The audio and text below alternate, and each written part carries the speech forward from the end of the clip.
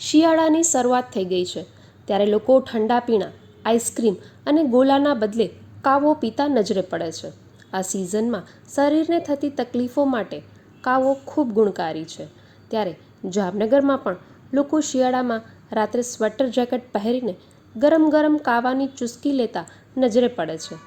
જામનગરની ખાસિયતોમાં જામનગરી કાવો પણ ખૂબ વખણાય છે. લોકો બહારગામથી પણ જામનગરના કાવાનો મસાલો મંગાવતા હોય છે. ત્યારે વિવિધ પ્રકારના ગરમ મસાલાથી ભરપૂર કાવો પીતા જ શરીરમાં ગરમાવો લાગે છે.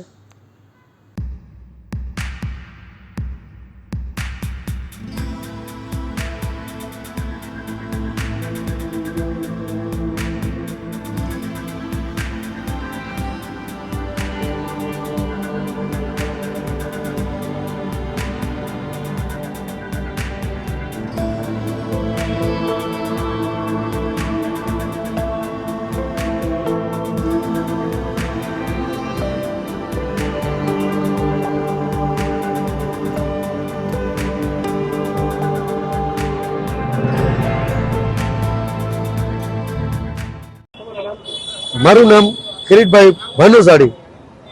આ કાવો અમારે કમસે કમ 5 પેઢીથી અમે પ્રોવાઈડ કરતા આવીએ છીએ. મારા પપ્પા, એના દાદા એથી ઘણા વર્ષો પહેલા પણ એકાના પૈમાં વેચતા. એ ઘરાનાની વસ્તુ છે.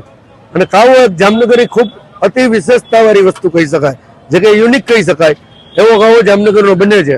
એમાં અમારે હવાઈ ચોકમાં જામનગરમાં સત્તાધાર જેને નંબર 1 કહી શકાય એવો અમે કાવો વેચી છીએ, જેની અંદર અનેક વિધિ આયુર્વેદિક મસાલાનો અમે સમન્વય કરી છે.